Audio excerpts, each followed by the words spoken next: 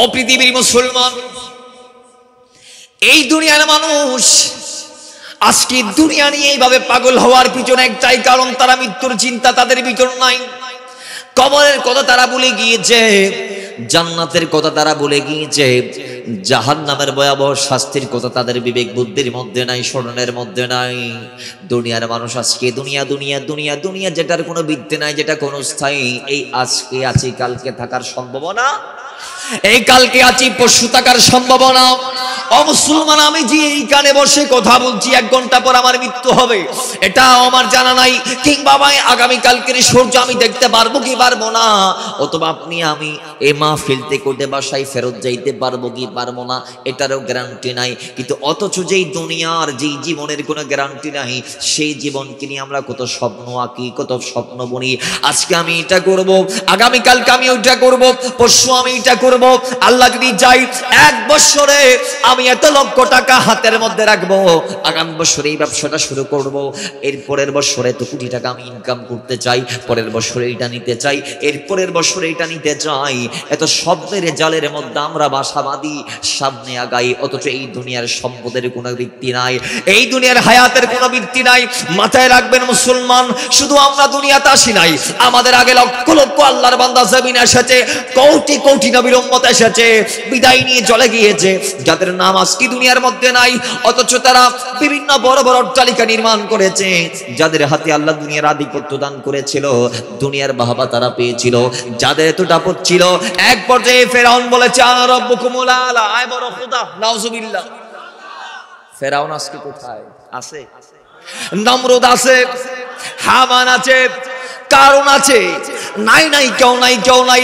ও মুসলমান, দুনিয়ার বিখ্যাত একজন বাদশা, যাকে আমরা বাদশা সিকান্দার বলি, কোরআন যাকে জুলকারনাইন বলেছে, সেই জুলকারনাইন দুটো দুনিয়ার শাসক। মাথায় রাখবেন মুসলমানদের 2 জন বড় বড় শাসক ছিল, যাদের হাতে আল্লাহ পুরো পৃথিবীর রাজত্ব বাড়া দিয়েছিল। ওই 2 শাসকের একজনের নাম বাদশা জুলকারনাইন, যাকে আমরা বাদশা সিকান্দার বলি। আরেকজনের নাম নবী সুলাইমান আলাইহিস সালাতু ওয়াস সালাম, যিনি দাউদ তনয় সুলাইমান। দাউদ আলাইহিস সালামের 14 সন্তানের ভিতরে সবার চেয়ে ছোট সন্তানের নাম সুলাইমান নবী, যাকে আল্লাহ পুরো পৃথিবীর রাজত্ব বাড়া দিয়েছিলেন, যিনি পুরো পৃথিবীর বাদশা ছিলেন। ওই সুলাইমান নবীর আগে আল্লাহ পুরো পৃথিবীর রাজত্ব যার হাতে দান করেছে মুসলমানদের ভিতরে, তার নাম জুলকারনাইন। ওই জুলকারনাইন বাদশা দুনিয়ার জমিন থেকে যাওয়ার আগে আগে ডাক দিয়া বলে, এ আমার আমলা চামচারা, এ আমার সঙ্গী সাথীরা, এই রাজন্য পরিবারের ব্যক্তিবর্গরা, তোমরা শুনে রাখো, জেনে নাও, আমি বাদশা তোমাদেরকে এলান দিচ্ছি, আমার ইন্তেকাল যখন হয়ে যাবে, আমার কাফনের কাপড়টা যখন তোমরা প্রস্তুত করবা, তার আগে আগে আমি বাদশার যত সম্পদ দুনিয়াতে আনাচে খানাচে আছে, যত মণিমুক্তার মালিক আমি বাদশা হয়েছি, যত সোনাদানার মালিক আমি হয়েছি, যত মণিমুক্তা জহরতের মালিক আমি হয়েছি, যত কোটি কোটি টাকা আমার হস্তগত আছে, রাজ দরবারের যেটা মেইন মাঠ আছে, ওই মাঠের মধ্যে সবগুলো এনে স্তূপাকারে রাখবা, সবগুলা রাখবা। আর আমি জুলকারনাইনকে কাফন যখন পরাইবা, কাফনের কাপড়টা পরানোর সময় আমার 2টা হাত তোমরা কাফনের বাইরে বের করে দিবা। দুনিয়ার মানুষ আসবে দলে দলে আমাকে দেখার জন্য, আসার পরে তারা রাজদরবারে ঢুকে আমার সম্পদের পাহাড় দেখে চোখ কপালে তুলে ফেলবে, আর ডাক দিয়ে বলবে, high high high high, Zulkarnain এত বড় বাদশা ছিল, লক্ষ লক্ষ কোটি কোটি টাকার মালিক ছিল, কোটি কোটি মণিমুক্তার মালিক ছিল, যা বলা যাবে শেষ করা যাবে না, এরকম অগণিত সম্পদের মালিক জুলকারনাইন। তারা হয়তো দেখে আশ্চর্য হবে, হয়তো তারা দেখে হাই হুতাশ করবে, এত সম্পদ মানুষ ছোট্ট জীবনে কেমন অর্জন করে, এটা বলবে। পরে যখন তারা আমার লাশটাকে দেখবে, তারা যখন দেখবে জুলকারনাইনের লাশটা নিয়ে যাওয়া হচ্ছে, সবাই সারিবদ্ধ দাঁড়ানো, তখন তারা যেন দেখে আমার 2টা খালি হাত কাফনের বাইরে বের করে দিয়ে তাদেরকে দেখাবা।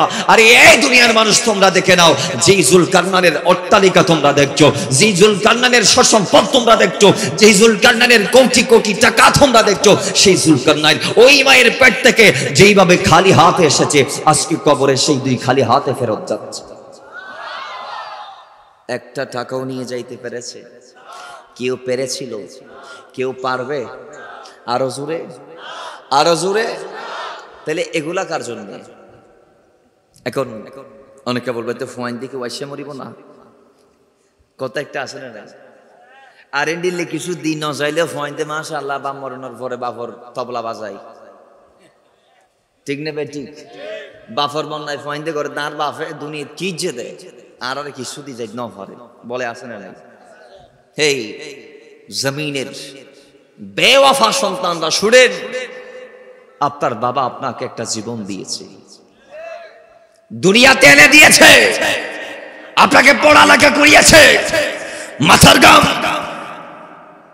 পায়ে ফালায় আপনাকে মানুষের মতো মানুষ করে দিয়েছে আর কি দিবে আর কি দিবে বেওয়াফা তো সারা জীবনই বেওয়াফা ঠিক নেবে ঠিক আজকে আমাদের সমাজ অনেক কাছে কয় আল্লাহ আর কি দিয়ে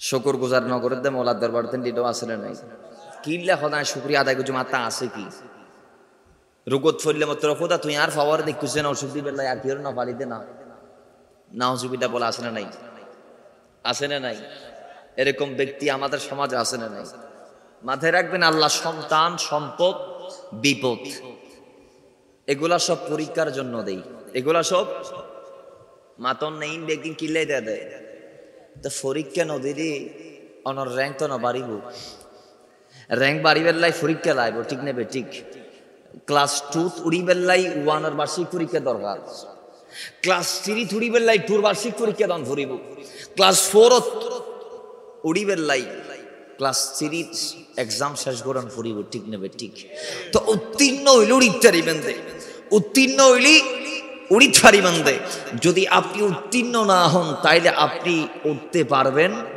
কথা বলেন উঠতে পারবেন না এজন্য আল্লাহ নবী রাসূলদেরকে বিভিন্ন পরীক্ষা করেছেন আল্লাহ মুসা করিমুল্লাহকে একটা নয় দুটা নয় তিনটা নয় 10টি মারাত্মক লেভেলের পরীক্ষা নিয়েছেন হওয়া মাতন হওয়া রাহমাতাল লিল আলামিন থেকে কত নিয়েছেন আল্লাহ ওয়া রাসূল তো এরা পরীক্ষা দিয়েছেন বিদায় এদের র্যাঙ্ক বেড়েছে উন্নতি হয়েছে আর আপনি আমি ছোট পরীক্ষা নার্সারির এই বত্তিও ঈদে নার্সারি তাই যে ফরির আর ফেলজার জীবন আর কানে নিল কেয়া ওই আর মৌলা আর জীবের দুনিয়াত আসি জীবের হুকুমে এবার কদমের মাঝে নিজরা জুবিলিন গরিদ ন ফারি কোরবান গরিদ ন ফারি ফেদা গরিদ ন ফারি আর লয় আসি মৌলার লয় নাই ঠিক নেবে ঠিক আরা যদি আল্লাহরই যেতাম তোরে দুনিয়ান আরও যাইত ঠিক নেবে ঠিক এখন আমরা চাই দুনিয়ার হতে হওয়া যাবে না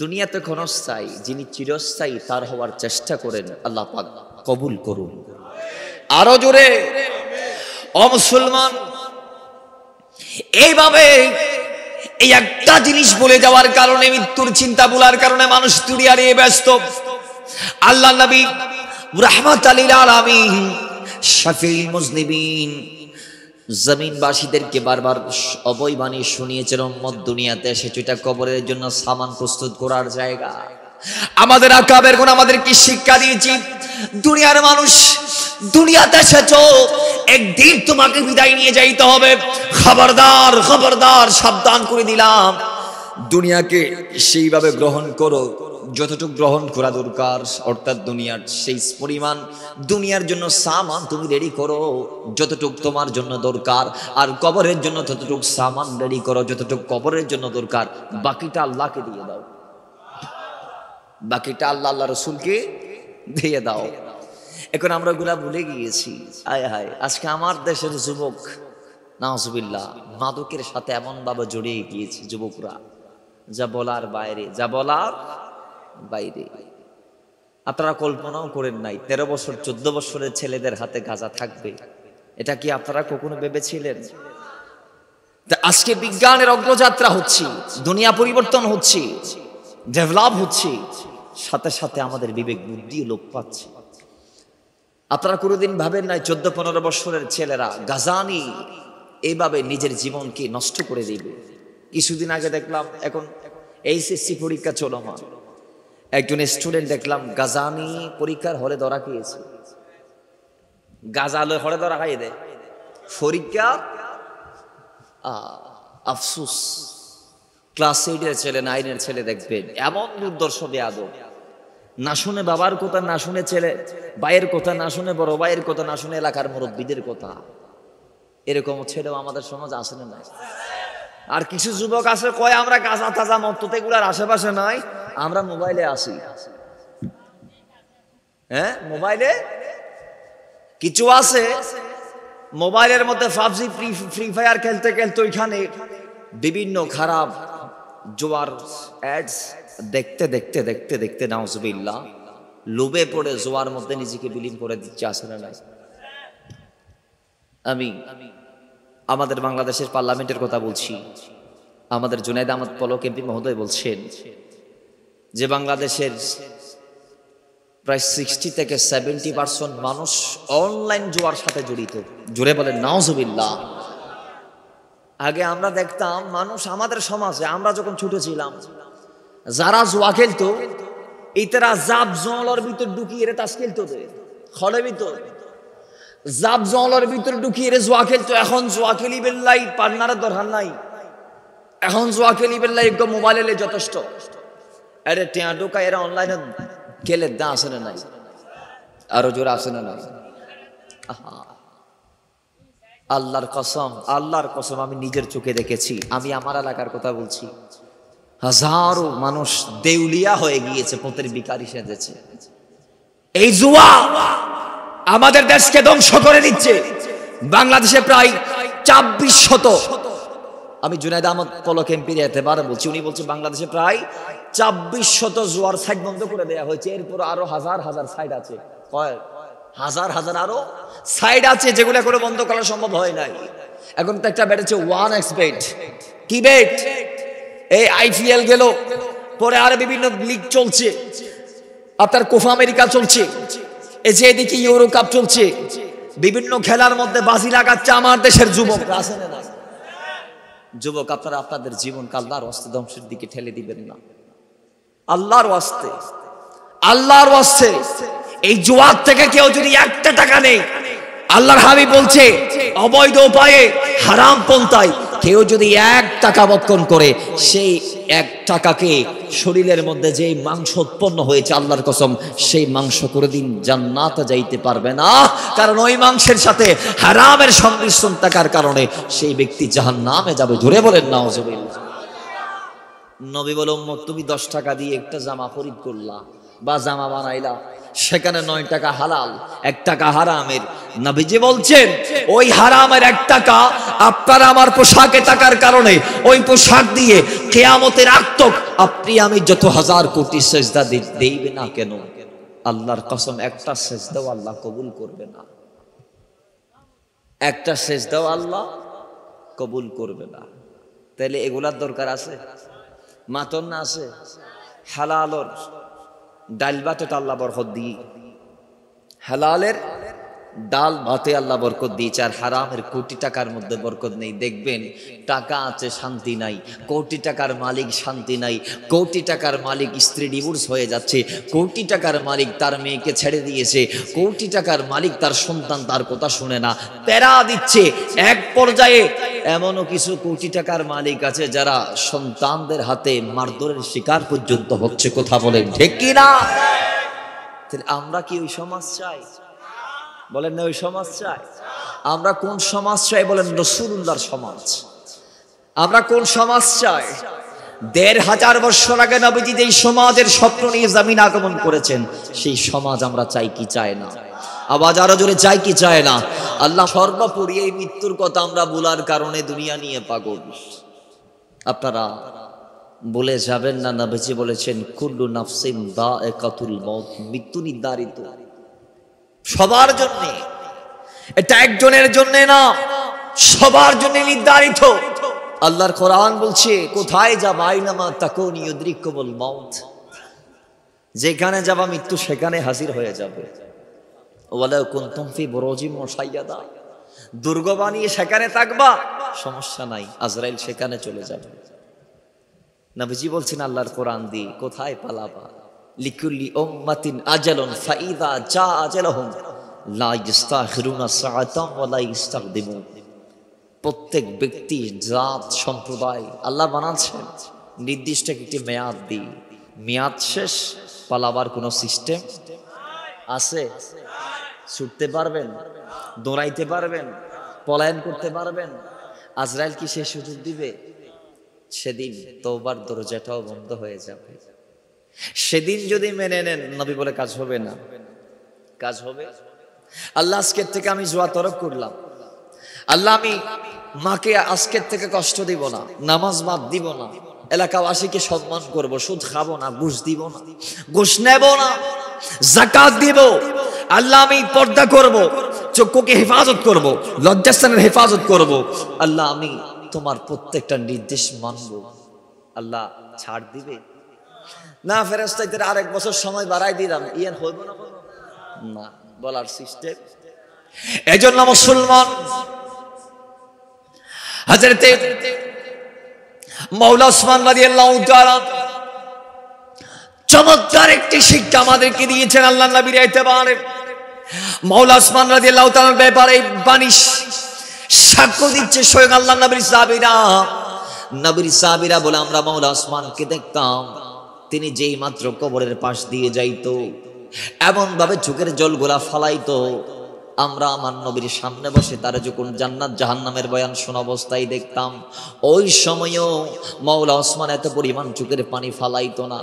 নবী যখন জান্নাতের বয়ান করত আমরা পাগল পারা হয়ে যাইতাম, আমরা আল্লাহর কাছে অধিক পরিমাণ বেশি বেশি সেই জান্নাত কামনা করতাম।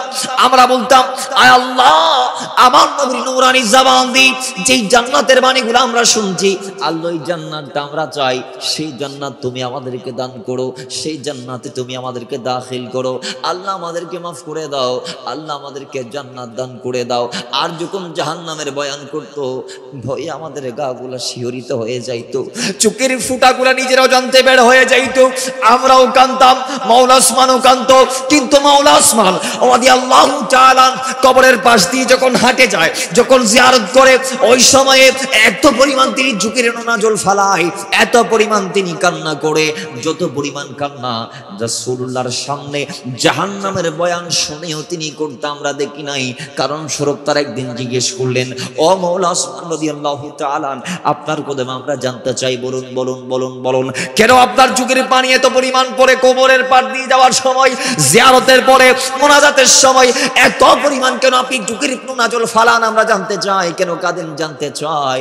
মাওলা ওসমান বলে, তোমরা আমার কান্না দেখে আমার প্রশ্ন করো, আমার চোখের জল পড়ে আমার দাড়ি ভিজে যাচ্ছে, জিজ্ঞেস করো আমার চোখের এত পরিমাণ জল আমি কেন স্বর্গ করছি কবর দিয়ে যাওয়ার সময়, জিয়ারতের পরে? একটি কারণে। জোরে বলেন, কয় কারণ? বলে সেই কারণ হচ্ছে আল্লাহ নবী রাহমাতাল লিল আলামিন নূরানি জবান দিয়ে আমি বলতে শুনেছি, আয় আমার সাহাবীরা, শোনো শোনো শোনো শোনো, কবর কোন জায়গা তোমরা জানো নি? কবর হচ্ছে ওই জায়গার নাম যেই জায়গা হচ্ছে মানজিলাতুল আখিরা, আখিরাতের প্রথম মঞ্জিল ওই কবরে। তোমরা যখন যাবা মাথায় রাখবা, এমন ফেতনার সম্মুখীন তোমরা হবা, এমন ভয়াবহ কঠিন পরিস্থিতির সম্মুখীন তোমরা হবা। উম্মত জেনে রাখো, জেনে রাখো, জেনে রাখো, যেই ব্যক্তি কবরের ফিতনা থেকে বেঁচে যাবে, যেই ব্যক্তি কবরের দোরা থেকে বেঁচে যাবে, তার জন্য আখিরাতের বাকি স্টেপগুলো সহজ হয়ে যাবে। আর জোরে বলেন।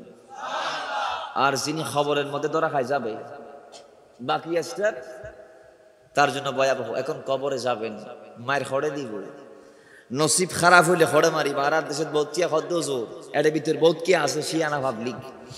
অনেক পাবলিক বলে কবরে যাওয়ার পর 40 দিনের মাথায় আমরা সে জুলামুলা ফাড়ি সব বাড়ি যাবে।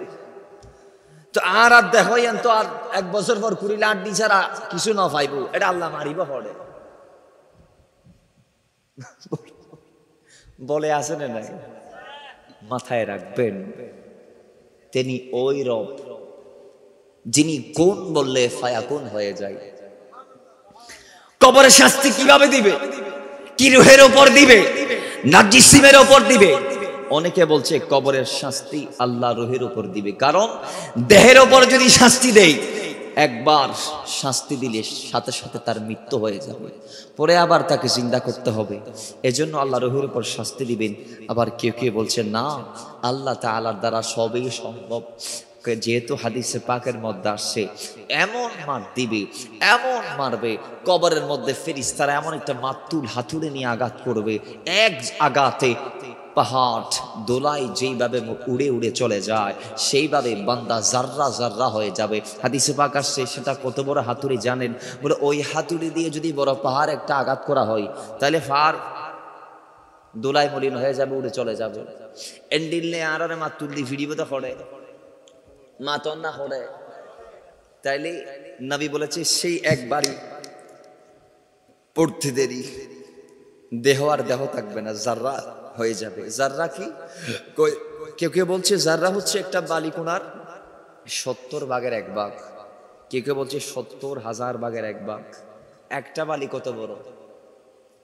এত বড়, এত বড়, একদম ক্ষুদ্র। ওই একটা বালিকোনার 70 ভাগের 1 ভাগ মতান্তরে 70,000 ভাগের 1 ভাগ, সেই রকম হয়ে যাবে। আবার আল্লাহ করবে, আবার মারবে। এখন বলবেন তাইলে হুজুর মুক্তি কোথায়? আমরা কি কবরের দরা থেকে বেঁচে জান্নাত পর্যন্ত যাইতে পারবো? আমি বলবো আছে, রাস্তা আছে না নাই? কথা বলেন আছে না নাই? কোরআন বলছে ইহদিনাস সিরাতাল মুস্তাকিম, জান্নাতে যাওয়ার রাস্তা হচ্ছে সিরাতে মুস্তাকিম। নবী হাদিসে পাকের মধ্যে এই রাস্তার বর্ণনা দিতে গিয়ে বলছেন মা আনা আলাইহি ওয়া আসহাবি। সিরাতে মুস্তাকিম ওই দল যে দলে আমি আছি, আমার সাহাবায়ে কেরাম আছে। জোরে বলেন সিরাতে মুস্তাকিম ওই দল যে দলে আমি আছি আর আমার সাহাবীরা আছে, যে দলের পথিকরা আমাকে মহব্বত করে, আমার সাহাবায়ে কেরামদেরকে মহব্বত করে।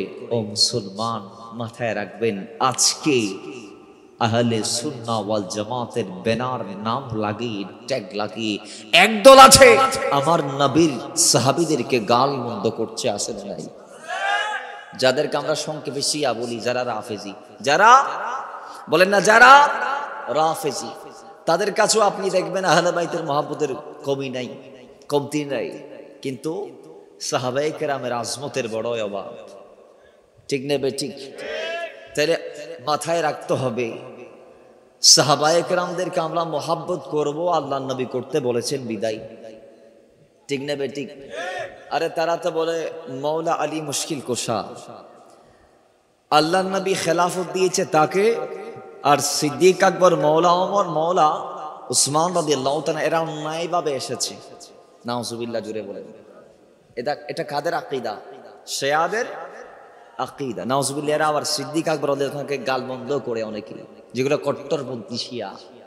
ও মুসলমান, মাথায় রাখবেন তিনি ওই আবু বকর যার ব্যাপারে রাহমাতাল লিল আলামিন বলেছে হুব্বা আবি বকরি ওয়া শুকরিহি ওয়াজিবুন আলা উম্মতি। আবু বকর সিদ্দিককে ভালোবাসা আমার উম্মতের উপর আমি রাসূল ওয়াজিব করে দিলাম। তাইলে বিরুদ্ধে বলার সুযোগ আছে? আমাদের দেশে কিছু বর্তমানে হযরত আমির মুয়াবিয়া রাদিয়াল্লাহু তাআলাকে দিয়ে শুরু করে দিয়েছেন। তারা হযরত মুয়াবিয়া রাদিয়াল্লাহু তাআলার উপর দোষ চাপায় ইয়াজিদের কারণে। আমি বলবো আমরা আহলে বাইতকে ভালোবাসি, সাহাবায়ে কেরামদেরকেও ভালোবাসি।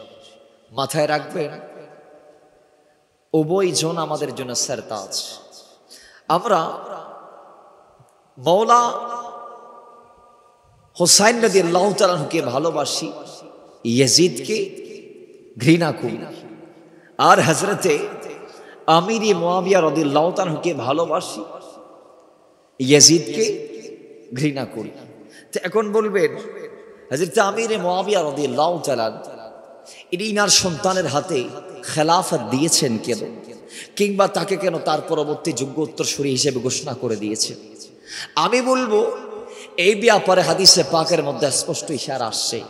মওলা আলী মুশকিল কুশার পরে মওলা হাসান রাদিয়াল্লাহু তাআলা আনহু 6 মাস ছিলেন। কয় মাস? পরবর্তীতে আল্লাহর নবীর হাদিসে পাকের ইশারা মোতাবেক, কোরআনে পাকের ইশারা মোতাবেক মওলা হাসান নিজে হযরত আমির মুয়াবিয়ার হাতে খেলাফত তুলে দিয়েছিলেন। জোরে বলেন সুবহানাল্লাহ। এবং মওলা হাসানের সাথে হযরত আমির মুয়াবিয়ার কি হয়েছে? সন্ধি হয়েছে, চুক্তি হয়েছে। তাইলে আমরা হযরত আমির মুয়াবিয়াকে ভালোবাসবো মওলা হাসানের জন্য, যেহেতু মওলা হাসানের সাথে হযরত আমির মুয়াবিয়ার ভালো একটা বন্ডিং ছিল। আর আমরা ইয়াজিদকে ঘৃণা করব কেন? মওলা হোসেনের জন্য। জোরে বলেন না সুবহানাল্লাহ। যেহেতু ইয়াজিদ মওলা হোসেনের বিরুদ্ধে কারবালার ময়দানে যুদ্ধ অবতীর্ণ হয়েছে, আমরা সবাই জানি এটাই আহলে সুন্নাত ওয়াল জামাতের আকীদা। ইয়াজিদ হচ্ছে নাপাক, ইয়াজিদ নাপাক। জাহান্নামের একটি কীটের নাম হচ্ছে ইয়াজিদ। নবীজি বিদায় হজের ভাষণে বলেছে, পুত্রের দায়ে পিতাকে দোষী করা যাবে, ফুয়া দোষ গজ্জে বাপরে দোষী করিতে পারিবা না। যার গুণা তাল্লায় তাল্লায় সীমাবদ্ধ। আল্লাহ বুঝিবর তৌফিক দান করুক। আরো বড় করি ফরম, আর একখানা মহাব্বতে ফরম। তাইলে মৌলা ওসমান রাদিয়াল্লাহু তাআলা হদে এই খবর দরাই বেতে যে বাঁচিবে পরবর্তী আসটাবিন ইতাল্লাহ কি হয়ে যাবে সহজ। আল্লাহ নবী ডাক দিয়ে বলে, জিবরাইল তুমি যদি আমাকে জাহান্নামটা না দেখাইতা তাইলে আমি কান্না করতাম না, আমি রাসূলের পরিমাণ কান্না করতাম না। আমি কাঁদি একমাত্র জাহান্নামের কারণে। আমার উম্মত কিভাবে জাহান্নামের ভয়াবহ আযাব সহ্য করবে? ও মুসলমান, হাদিসে পাক আসছে আল্লাহ নবী বলছেন, আল্লাহ জাহান্নামকে মানি টানা 1000 বছর পর্যন্ত জ্বালাইলেন। আমাদের সমাজে সূরা আছে না? আজকের মাহফিলের তবরুক চুলার মধ্যে পাকাই নাই, পাকাইছে তো চুলার মধ্যে আগে গরম করার জন্য আগুন দেওয়ার দরকার আছে না নাই? নবী বলে জাহান্নাম আল্লাহ বানাইলেন, সেখানে নিচ দিয়ে আগুন ধরাই দিলেন। ওই আল্লাহ জাহান্নামকে 1000 বছর আগুন দিয়ে জ্বালাইলেন। কয় হাজার বছর? লাল হয়ে গিয়েছে আগুন। কি হয়ে গিয়েছে? লাল হয়ে গিয়েছি। এরপর আল্লাহ আবার 1000 বছর ওই আগুনকে জ্বালাইলেন। পরে ওই আগুন সাদা হয়ে গিয়েছে। পরে আল্লাহ আবার 1000 বছর পর্যন্ত ওই আগুনকে প্রজ্বলিত রাখলেন। রাহমাতুল লিল আলামিন বলে ওই আগুন কালো হয়ে গিয়েছে। সেদিন থেকে আজ অব্দি কোটি কোটি বছর আল্লাহ জাহান্নামকে আগুন দিয়ে জ্বালায়। আগুন এমন অন্ধকার হয়ে গিয়েছে, নিচে কি আছে দেখাও যাবে না। রাসূল বলছে জাহান্নামের ভয়াবহতা এত গভীর, ওপর দিক থেকে ফালাইলে নিচে যাইতে 70 বছর লাগবে। কয় বছর? 70। কোথায় আছে ও মুসলমান? রাসূল বলে জাহান্নামীদেরকে যখন জাহান্নামে নিয়ে যাওয়া হবে,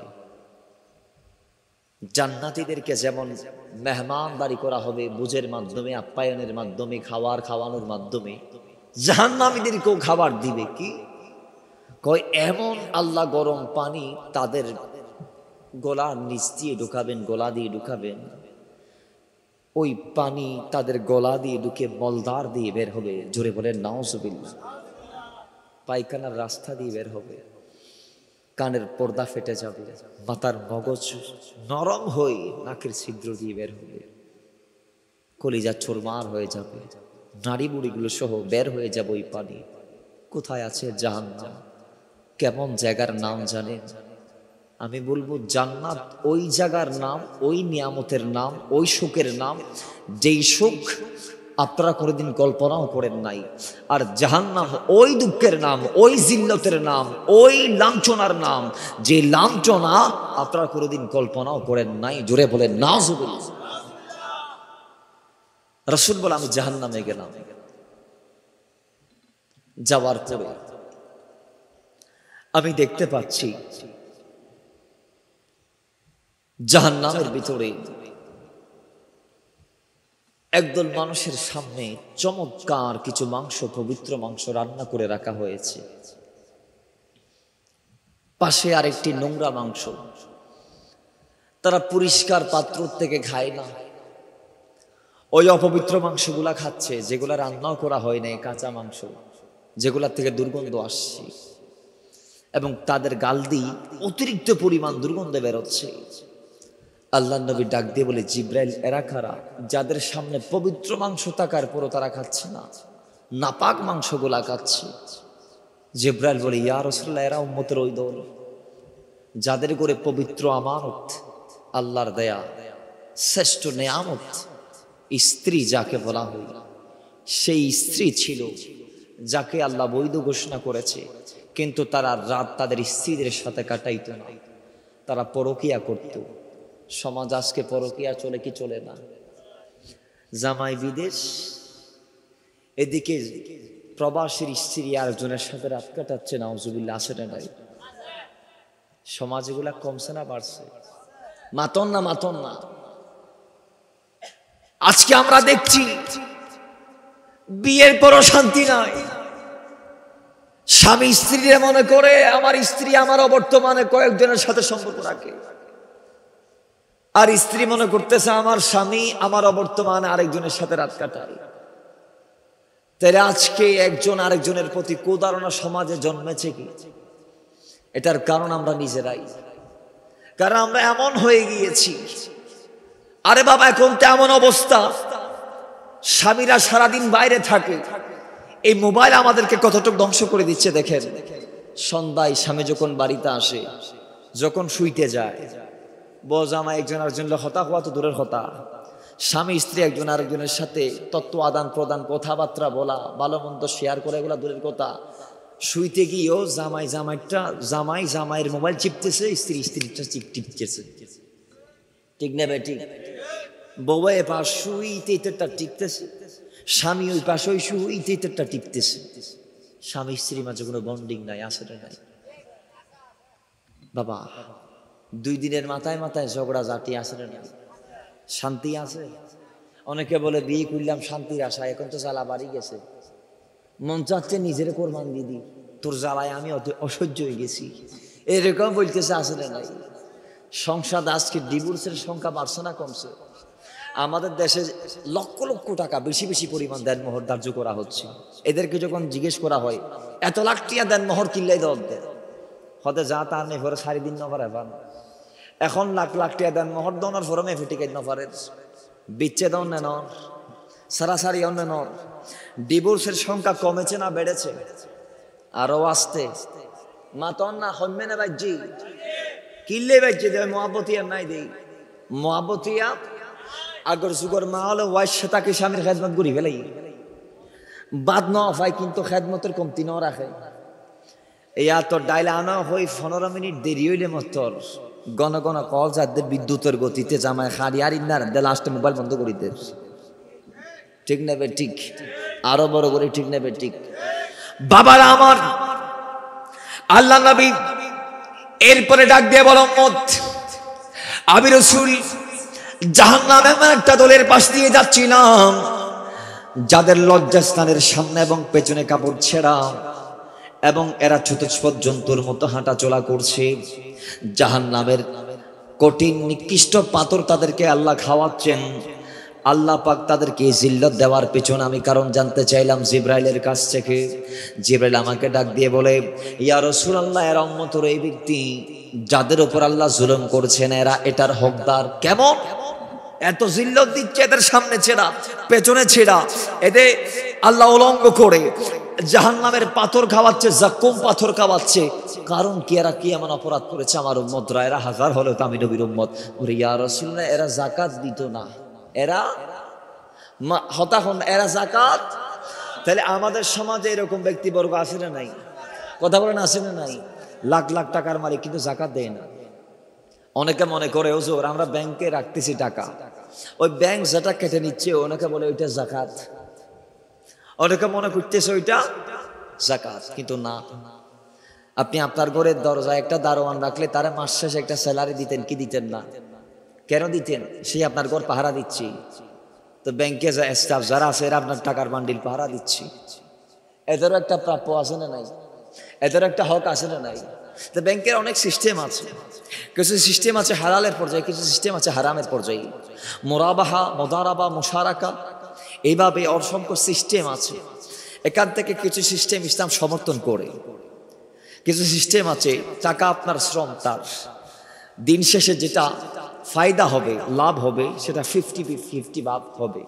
কিছু কিছু ব্যক্তি আছে ব্যাংকে এমন বলি দেই যে লাভ এবং লস এগুলো আমার দেখার বিষয় নয়, আমি আমার লাভটা চাই। এগুলা কি হালাল হবে? হতা হন না, হালাল হইব না, হালাল হইতো না। এই ইসলাম সমর্থন নগরে এরা তারা জাকাত নদে, এটারা জাকাত নদে।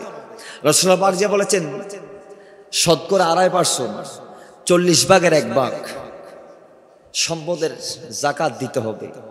তো পরিমাণ কি? পরিমাণ হতে যার কাছে 5টি উট আছে তাকে আল্লাহ জাকাত ফরজ করে দিয়েছে। যার কাছে 40টি বেড়া বকরি আছে তাকে আল্লাহ জাকাত দিতে বলেছেন। যার কাছে 30টি গরু আছে, মহিষ আছে, আল্লাহ তার উপর জাকাত দিয়েছে। সুবহানাল্লাহ পড়েন, আরো জোরে বলেন। তাহলে যার কাছে রোপা আছে 52.5 তোলা, তার কাছে আল্লাহ জাকাত ধার্য করে দিয়েছেন তার উপর। যার কাছে 7.5 ভরি স্বর্ণ আছে, তার উপর আল্লাহ জাকাত ধার্য করে দিয়েছেন। এখন আবার আমাদের সমাজ অনেক আছে কয় বউরে যারা কোটিটিয়ার মালিক হদেই তারা হদ স্বর্ণ 7 ভরি দিয়ম দেখে আর আধা ভরি দিনে জাকাত দান করিব। নাউজুবিল্লাহ 3 বার বলেন, আরো জোরে বলেন, আরো জোরে বলেন। 7.5 ভরি দিচ্ছেন না কিয়া কত বড় বুদ্ধিজীবী যে তারা বুদ্ধির প্রয়োগ করে ইসলামের বিরুদ্ধে। তো ওন কি বুদ্ধিজীবী না বুদ্ধি প্রতিবন্ধী? ওন বুদ্ধি প্রতিবন্ধী। আহা, এমন সমাজে আমরা আছি আজকে, এমন সমাজ আমরা আজকে আছি। নবীজি বলছেন, আয় উম্মত, তোমরা যারা যাকাত দিচ্ছ না তাদের ভয়াবহ আযাব আমি দেখে এসেছি। এরপরে আল্লাহ নবী আরেকটা দলের পাশ দিয়ে যাচ্ছিলেন, এমন কিছু ব্যক্তিদেরকে দেখতে পাইলেন যে ব্যক্তিগুলা শুধু লাকড়ি কোড়াচ্ছে, লাকড়ি কোড়াই কোড়াই একটা বড় স্তূপে পরিণত করেছি।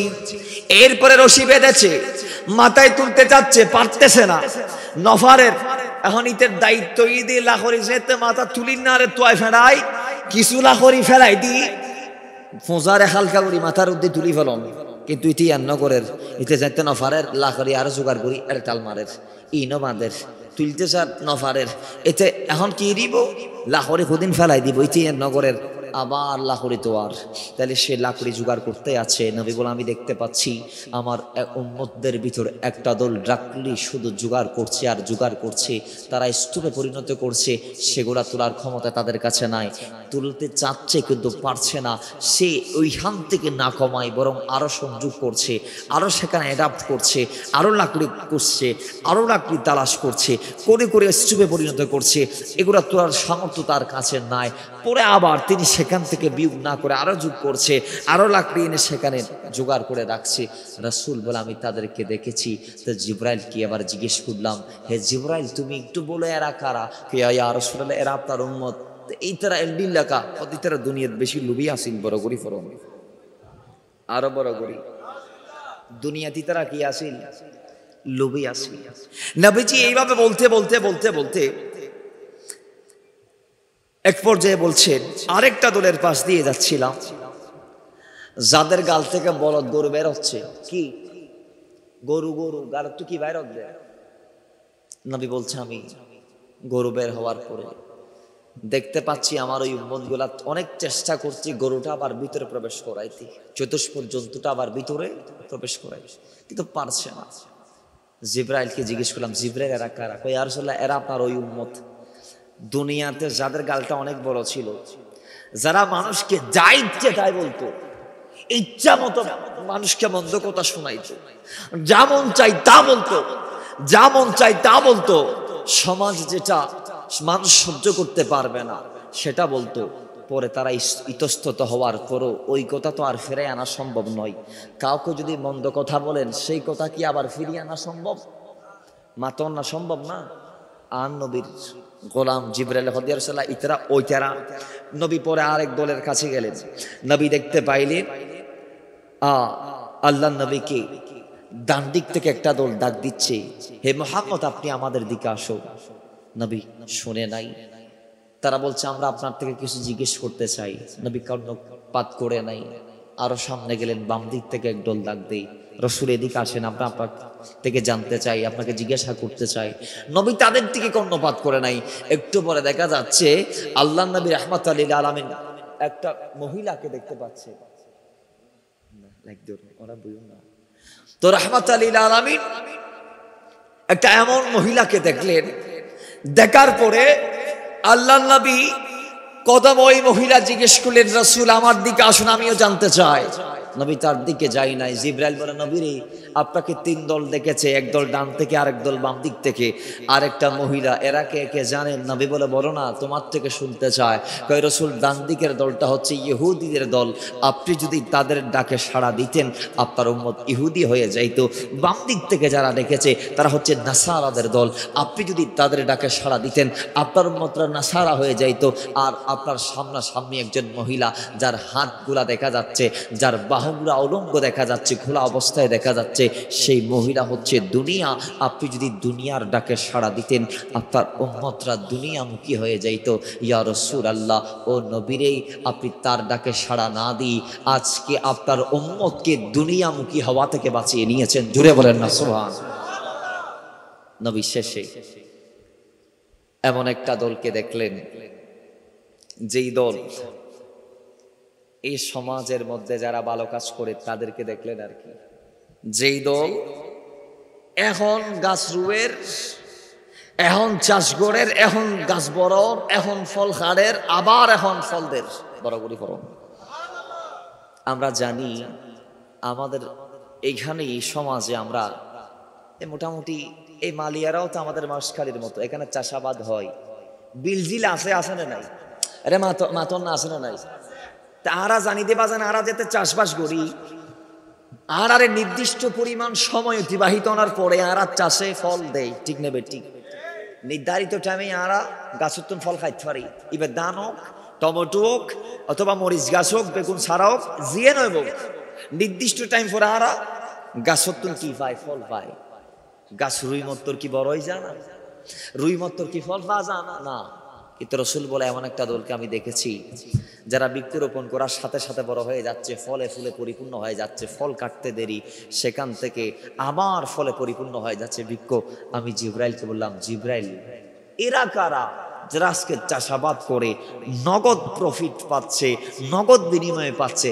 এরা কারা? বলে ইয়া রাসূলুল্লাহ, এরা আপনার উম্মতের ওই মুস্তাহিদ ব্যক্তিগণ যারা আপনার জন্য জিহাদ করেছে। আমি বলবো জিহাদ রাসূলুল্লাহর জামানায় কাফেরদের বিরুদ্ধে ময়দানে করার নাম, ময়দানে গিয়ে করার নাম, কিন্তু এই জামানায় জিহাদে আকবর হয়ে গিয়েছে কোনটা জানেন? নিজের নফসের বিরুদ্ধে জিহাদ করাটা জিহাদে আকবর হয়ে গিয়েছে। কারণ আজকের সমাজে শয়তানের আর দরকার নাই আমাদেরকে মিসগাইড করার। শয়তান একবার মুরিদ বানাই দিয়েছে, বাস্তার তাবেদারি আমরা করতেছি, কারণ আমাদের নফসের নিয়ন্ত্রণ সে নিয়ে ফেলেছে। এই নফসের তাড়নার কারণে আজকে আমরা মদ খাচ্ছি, সুদ খাচ্ছি, ঘুষ খাচ্ছি, জিনা করছি, ব্যভিচার করছি, মায়ের হক নষ্ট করছি, স্ত্রীর হক নষ্ট করছি, বাবার হক নষ্ট করছি, নামাজ পড়ছি না, যাকাত দিচ্ছি না, মানুষদেরকে কটু কথা বলছি, দিন ইসলামকে বৃদ্ধাঙ্গুলি দেখাচ্ছি। ও মুসলমান, নফসের তাবেদারি করতে করতে করতে করতে আজকে আমরা দুরিস্বাদ হয়ে যাচ্ছি। আজকে আমরা দাস হয়ে গিয়েছি, ইহুদি নাসরাদের লাতের পাত্রে পরিণত হয়েছি। কিন্তু হ্যাঁ, আমরা যদি এই নফসের উপর আসল জিহাদটা করতে পারতাম যেইভাবে আমাদের আকাবেরগণ করে গিয়েছেন, তাইলে আমরা দুনিয়ার মোহে কখনো লিপ্ত হতাম। এটাই আমাদের আকাবেদের শিক্ষা। তা রাসূল বলে এরা ওই ব্যক্তি। জিব্রাইল বলছে, ইয়া রাসূলুল্লাহ, এরা ওই ব্যক্তি যারা আপনার জন্য জিহাদ করেছে। নবী পরে এরপর আমি আর একটু সামনে গেলাম, ঠান্ডা ঠান্ডা হাওয়া অনুভব করলাম। লাস্ট ওয়াকিয়া, এরপর ইনশাআল্লাহ আমরা মিলাদুল কিয়ামের দিকে যাব। নবী বলে ঠান্ডা ঠান্ডা ভাব অনুভব করার পর একটা আওয়াজ শুনলাম। জিব্রাইলকে বললাম, জিব্রাইল, এটা কার আওয়াজ? কই, ইয়া রাসূলুল্লাহ, এটা জান্নাতের আওয়াজ। যে বাতাসটা গায়ে লেগেছে ওটা জান্নাতের বাতাস। আরো জোরে বলেন তো। জান্নাত কি বলছে আওয়াজ দি?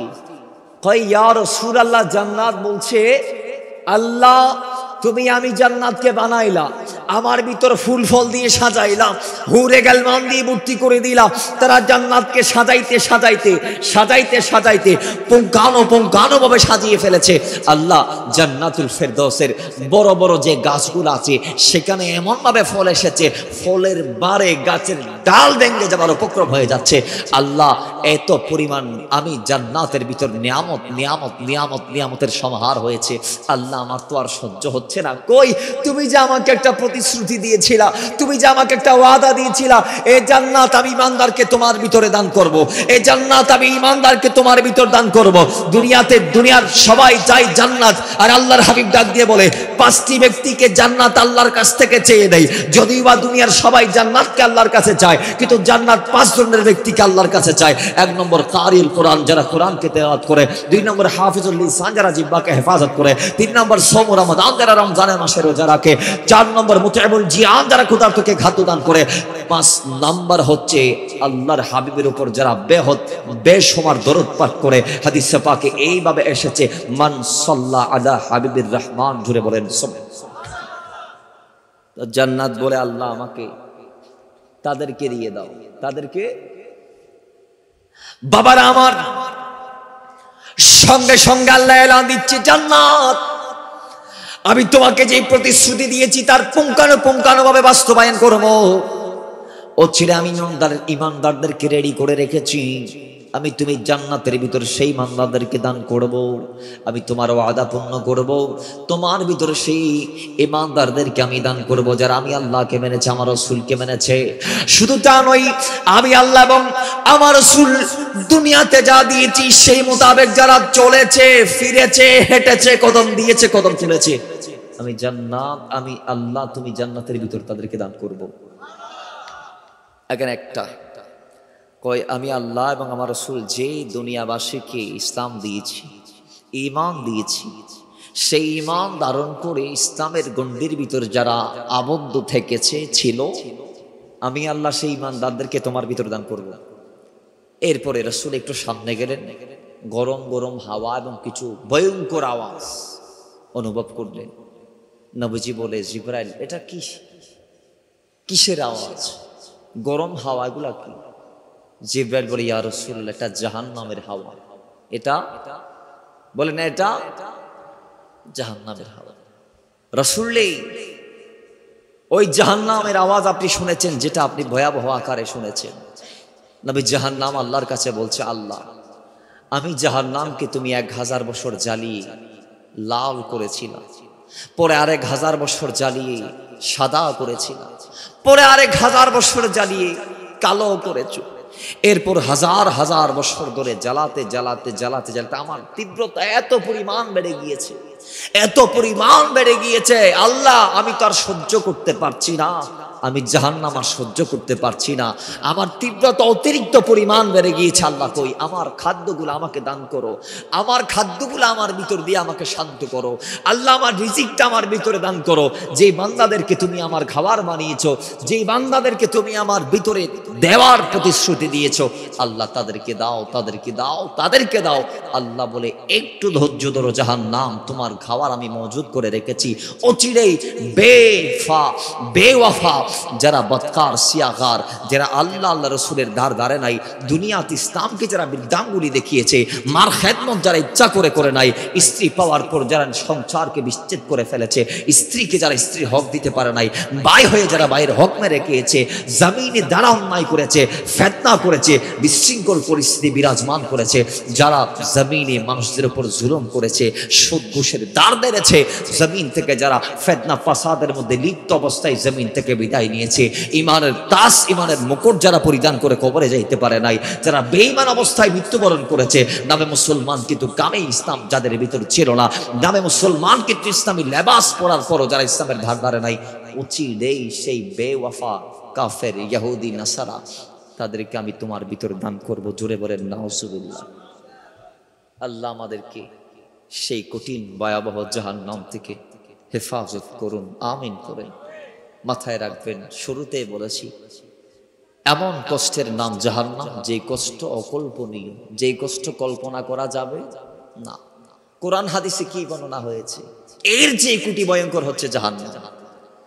আর হাদিসে পাক আসে, জান্নাতীরা জান্নাতে যাওয়ার পরে ভাববে, আল্লাহ আমরা কোরআন হাদিসে পড়েছি, আলেম ওলামার জবান দিয়ে শুনেছি, জান্নাতের নিয়ামত আছে, কিন্তু এত পরিমাণ নিয়ামত আছে এটা আমরা কল্পনা করি নাই জান্নাতের ভিতর। জোরে বলেন না সুবহানাল্লাহ। আল্লাহ আমাদেরকে সেই জান্নাতে যাওয়ার তৌফিক দান করুক।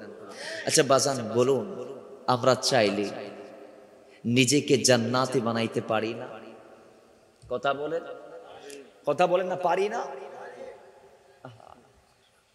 দেখেন, আমরা চাইলেই পারি, একটু অধ্যবসায়ের প্রয়োজন। এখন বলবো হুজুর নামাজে তো মন বসে না, নামাজে যাবো কেমনে, মজা তো পাই না। আমি বলবো নামাজকে আপনি ওভাবে রিসিভ করুন, আল্লাহ আপনাকে অবশ্যই সেই নামাজের ফ্লেভার দান করবে। জিবরাইল বলে, ইয়া রাসূলুল্লাহ, ইহসান কাকে বলে? নবী বলে, আনতা আবুদাল্লাহ কাআন্নাকা তারাহু ফাইন লাম তাকুন তারাহু ফাইন্নাহু ইয়ারাকা। ইহসান তাকে বলে, বান্দা আল্লাহর ইবাদত করতে দাঁড়াবে, তার ভিতরে কোনো শৃঙ্খল স্বভাব আর থাকবে না, অন্য মন মানসিকতা আর থাকবে না। বান্দা মনে মনে ভাববে এই কথা যে আমি আল্লাহকে দেখে দেখে নামাজ পড়ছি। সুবহানাল্লাহ, তে দেশে নাই। এখন আবার মাঝখান দিয়ে শয়তান আসতে পারে, বলতে পারে, কিরে ইমানদার, জোর গলায় কইতেছো আল্লাহর দেখতেছো, হরে আল্লাহ তুই তো না দেখ। নবী বলে, সমস্যা নাই, এই চিন্তা যখন মাথায় আসবে তখন মনে মনে ধারণা করবা, ফাইন লাম তাকুন তারাহু ফাইন্নাহু ইয়ারাকা। যদিও বা আল্লাহ দেখার চোখ তোমার এখন অর্জন হয় নাই, তুমি দেখবা কিভাবে? তুমি সূর্যের দিকে তাকাইলে তোমার চোখ বন্ধ হয়ে যায়, তোমার চোখ আর কিছু দেখো না, তো তুমি ওই চোখ দিয়ে আল্লাহ কিভাবে দেখবে? কিন্তু মাথায় রাখবা, ফাইন্নাহু ইয়ারাকা, আল্লাহ তোমাকে দেখছে। জোরে বলে। এই নিয়তে যদি কেউ নামাজে দাঁড়ায়, ইতে মজা পাইব না পাইব? মাতন ইয়া তো আর ভিতর কিছু আছে তো নামাজ উঠতে এর দোয়ানোর হিসাব করে। ইমাম সাহেব একদিন 3 রাকাত পড়াই এর নামাজ শেষ করে দিয়ে জুঁড়োর তো মুসল্লিও তো ব্যাগুন, মাশাআল্লাহ। ইমাম সাহেব জি কি তারা ওই কি জোহরের নামাজ 4 রাকাত না 6 রাকাতই তারাও না জানে। ইমাম সাহেব ফরারি তারা ফরদ, ইমাম রুকুতি তারা রুকুত। তুই একজনে 5 করে ধরি ফাদি ইমাম সাহেব আজি 3 রাকাত হইতে নামাজ। দুনিয়ার মুসল্লি বেগুন ডাঁস করে দিয়ে গিয়ে কথা আর ইমামের বিরুদ্ধে তুমি কি কর? নামাজ বরাবর 4 রাকাত হই, কথা কেন বুঝছস? হয়তো তুই কেন বুঝিলা, হয়তো কেন না বুঝছো মিয়ান খবরা। হয়তো আই ইমাম সাহেবর 4 রাকাত প্রত্যেক দিন জোহরের নামাজও আর 7 দোয়ানোর হিসাব করি আই হদওয়ানোর। আজি 3 দোয়ান পর্যন্ত আস্তে আস্তে নামাজ শেষ, তার মানে নামাজ 6 রাকাত মাতন না। 3 দোয়ান পর্যন্ত আস্তে আস্তে আজ নামাজ যেহেতু শেষ, 1 দোয়ান যেহেতু হিসেব করি না, তার মানে আজি আজকে নামাজ আমাদেরটা সেইভাবে হয়ে গেছে। আমাদের সমাজে কিছু আছে নামাজ উঠিয়া এরে আসরে নাই, কিছু আছে হরটিক করে আয় নিজে দেখি দি তারাবি নামাজ হত। আয় হায় কি মুসল্লি, সিজদার যাবে রাখ দি হরে সিজদার জায়গায় না তো বালু পরিষ্কার করে দে। আহা মসজিদের বালুতের খোয়ালো লাগে দিতে খারাপ লাগবে, এরকম কিছু আছে না নাই? নামাজ উঠতে মশা মারার দা আছে না নাই? নামাজের মধ্যে দাঁড়িয়ে আমি মুরব্বীদের এই ভুলটা হয় বেশি। কিছু কিছু মুরব্বী আমাকে ইনফর্ম করেছে, আমি যখন এই কথাগুলো কোনো একটা মাহফিলে বলেছিলাম, একজন ব্যক্তি আমাকে বলেছে, হুজুর যে আমি দেখেছি একজনকে নামাজে দাঁড়িয়েছে দেওয়ালের পাশে, দেওয়ালে মশা লাগছে, মশা মারতেছে দেওয়ালে,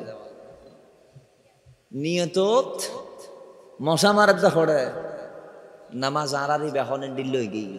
নামাজ তো দূরের কথা, নামাজ ওর আগে গুজু আছে না নাই? শীতকালে বেখন দিলে বানাই আরানো জানি, ঠিক নেবে ঠিক। আমরা সবচেয়ে বেশি উদাসীন হুজুর ক্ষেত্রে। নামাজের ভিতরে বাইরে 13টা ফরজ, তার ভিতরে একটা হচ্ছে শরীর পাক। তো শরীর পাক করার জন্য আপনাকে ওযুর প্রয়োজন। ওযুটা যদি ভালোভাবে না হয় শরীর পাক হবে কোনই ভালোভাবে মাসে আরা গরিব না পারি। ওয়াজহুন চেহারাম রাসূল পাক মুখমণ্ডল দুইটা করতে হই কা আল্লাহর কোরআনে এলান দিচ্ছেন, ইদা কুনতুম ইলা সলাত ফাগসিলু ওজুহাকুম ওয়া আইদিয়াকুম ইলাল মারাফিক ওয়ামসাহু বিরউসিকুম ওয়া আরজুলাকুম ইলাল কাবাইন। ওযুর 4 জ্ঞান ফরজ কোরআন কর্তৃক। এক কান মুখমণ্ডল দৌত করো, দ্বিতীয় 2 হাত কোণে পর্যন্ত, তৃতীয় মাথা মাসে, চতুর্থ উভয় পা টাকনু সহ গোড়ালি সহ। এখন আর বহুত মুসল্লি দেইবেন দে তেবাত্তুন বানান কিংবা ফুরুত্তু বানান কিংবা ফাইকুত্তু বানানো ওযু।